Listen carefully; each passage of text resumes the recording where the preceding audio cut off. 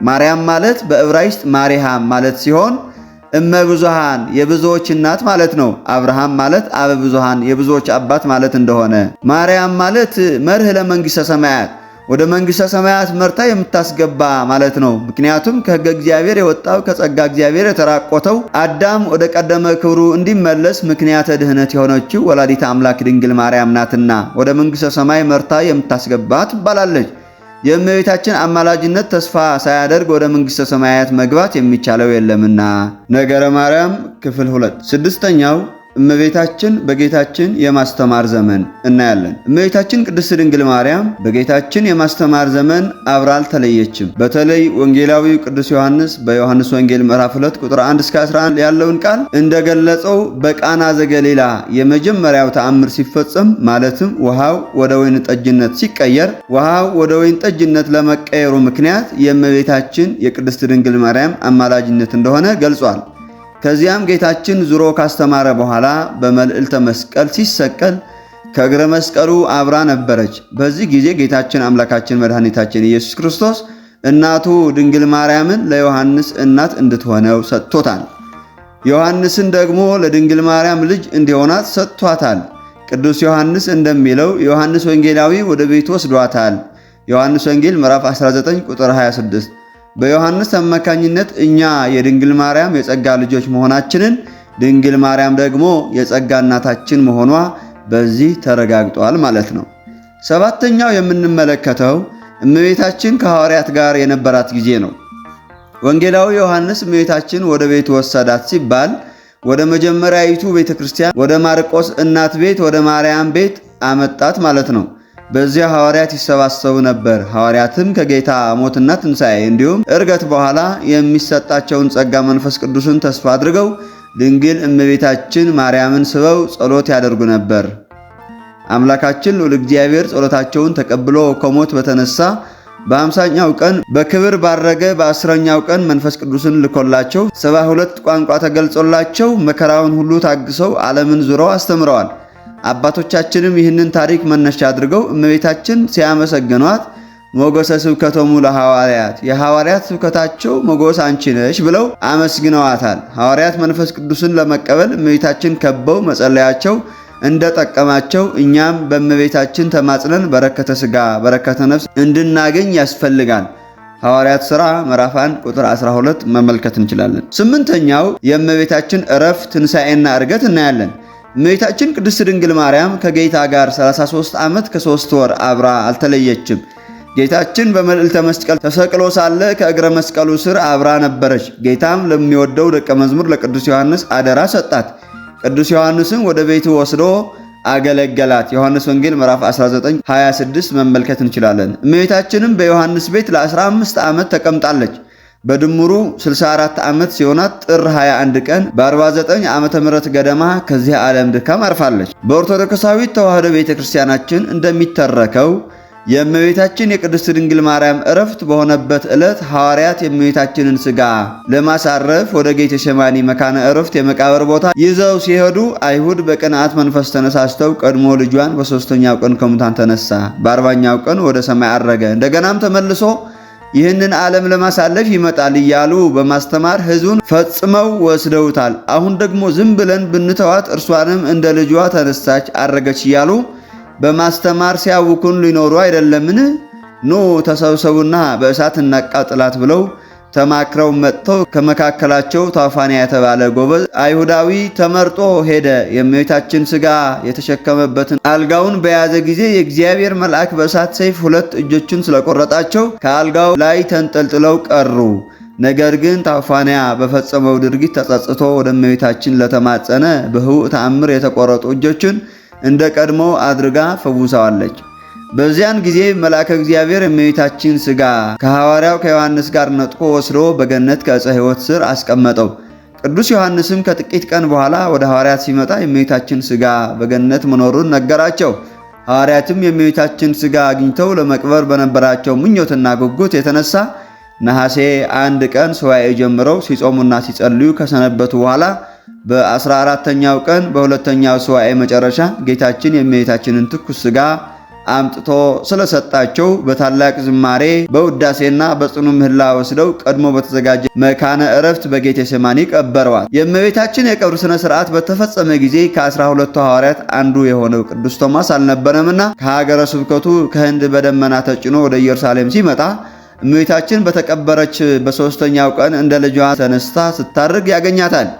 በዚያን ጊዜም ትንሣኤዋን ሌሎች ሐዋርያት አይተው ለእርሱ የቀረበት መስሎት ተበሳጭቶ ፈቀደ ይደቅም ደመናሁ ይለዋል። ማለትም በፊት የልጅሽን ትንሣኤ አሁን ደግሞ የአንቺን ትንሣኤ ሳላይ ቀረው ብሎ ከማዘኑ የተነሳ ከደመናው ሊወድቅ፣ በዚህ ጊዜ እመቤታችን ከእርሱ በቀር ሌሎች ሐዋርያት ትንሣኤዋን እንዳላዩ ነግራው ቅዱስ ቶማስን አጽናናችው። ሄዶም ለወንድሞች ለሐዋርያት የሆነው ሁሉ እንዲነግራቸው አዘዘችው። ለምልክት ምስክር የሆነው ዘንድ የተገነዘችበትን ሰበኗን ሰጥታው በመላእክት ታጅባ እየተመሰገነች ወደ ሰማይ አድርጋለች። ሐዋርያው ቅዱስ ቶማስም ሐዋርያት ወዳሉበት ኢየሩሳሌም በደረሰ ጊዜ እመቤታችን እኮ ቀበርናት ብለው ነገሩት። እርሱም አውቆ ምስጢሩን ደብቆ አይደረግም፣ ሞት በጥር በነሐሴ መቃብር እንደምን ይሆናል አላቸው።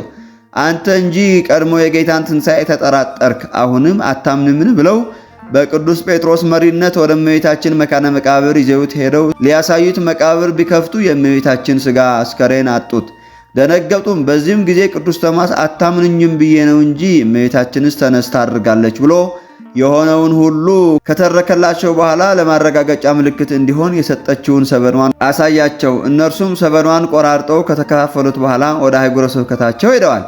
በዓመቱ ትንሣኤሽን ቶማስ አይቶ እኛ እንዴት ይቅርብን ብለው ከነሐሴ 1 ቀን ጀምሮ ሱባኤ ገቡ። በሱባኤው መጨረሻም በነሐሴ በ16ኛው ቀን ነሐሴ 16 ቀን ጌታችን የለመኑትን ልመና ተቀብሎ እመቤታችንን መንበር፣ ቅዱስ ጴጥሮስን ንፍቅ ረዳት ቄስ፣ ቅዱስ እስጢፋኖስን ጋሬ ሰናይ ዋና ዲያቆን አድርጎ ቀድሶ ሁሉንም ካቆረባቸው በኋላ የእመቤታችን እርገቷን ለማየት አብቅተዋቸዋል።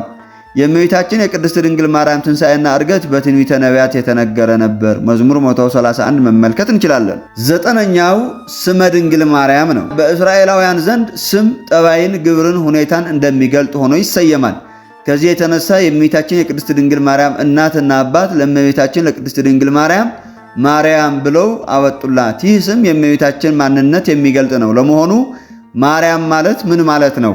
መጀመሪያ ማየት ያለብን የኢትዮጵያውያን ሊቃውንት ትርጉሞች ነው። ማርያም ማለት በዕብራይስጥ ማሪሃም ማለት ሲሆን እመ ብዙሃን የብዙዎች እናት ማለት ነው። አብርሃም ማለት አበ ብዙሃን የብዙዎች አባት ማለት እንደሆነ፣ ማርያም ማለት መርህ ለመንግሥተ ሰማያት ወደ መንግሥተ ሰማያት መርታ የምታስገባ ማለት ነው። ምክንያቱም ከሕገ እግዚአብሔር የወጣው ከጸጋ እግዚአብሔር የተራቆተው አዳም ወደ ቀደመ ክብሩ እንዲመለስ ምክንያተ ድህነት የሆነችው ወላዲተ አምላክ ድንግል ማርያም ናትና ወደ መንግሥተ ሰማይ መርታ የምታስገባ ትባላለች። የእመቤታችን አማላጅነት ተስፋ ሳያደርግ ወደ መንግሥተ ሰማያት መግባት የሚቻለው የለምና። ማርያም ማለት ጸጋው ሀብት ማለት ነው። ለጊዜው እናትና አባቷ በሰው ዘንድ ልጅ ባለመውለዳቸው ተንቀው ተዋርደው ይኖሩ ነበር። እርሷን በመውለዳቸው ተከብረውባታል። ስለዚህ ለእናትና ለአባቷ ጸጋና ሀብት ሆና ተሰጥታለች። ለፍጻሜው አማላጅነቷን አውቀው ቃል ኪዳኗን አምነው ለሚመጡ ምዕመናን ሁሉ በዮሐንስ ወንጌላዊ አማካኝነት ለምዕመናን ሁሉ እናት አማላጅ ሆና ተሰጥታለች። ስለዚህም ማርያም ተብላለች። ዮሐንስ ወንጌል ምዕራፍ 19 ቁጥር 26 መመልከት እንችላለን። ማርያም ማለት ፍጽምተ ጸጋ ወነፍስ ማለት ነው። ፍጽምት ማለት ምንም አይነት እንከንና ጉድለት የሌለባት ንጽሕተ ንጹሐን ቅድስተ ቅዱሳን አዳማዊ በደል ጥንተ አብሶ ያልነካት ማኅደረ እግዚአብሔር ትሆን ዘንድ የተገባት ማለት ነው።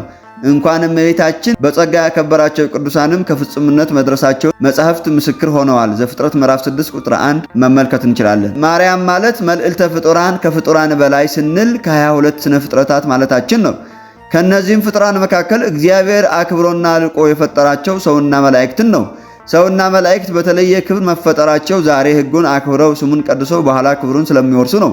እመቤታችን ከፍጡራን በላይ ናት ስንልም ከሰው ልጆችም ሆነ ከመላእክት የምትከብር ማለታችን ነው። ምክንያቱም በቅዱሳን መላእክት ሆነ በቅዱሳን አባቶቻችን እግዚአብሔር በረድኤት አድሮባቸው ይኖራል። እመቤታችን ድንግል ማርያም ግን ከስጋዋ ስጋ ከነፍሷ ነፍስ ነስቶ በፍጹም ተዋህዶ ዓለምን ለማዳን ምሕረቱን የገለጠባት እመ መሐሪ በመሆኗ ከፈጣሪ በታች ከፍጡራን በላይ ከእርሷ በቀር ማንም የለም። ቅዱስ ኤፍሬምም በውዳሴ ማርያም ዘረቡ የአቢ ክብራ ለማርያም እምኩሎሙ ቅዱሳን፣ የማርያም ክብር ከቅዱሳን ክብር ይበልጣል። ይህች ከኪሩቤል ትበልጣለች፣ ከሱራፌልም ትበልጣለች፣ ከሦስቱ አካል ለአንዱ ለእግዚአብሔር ወልድ ማደሪያ ሆናለችና ብለዋል።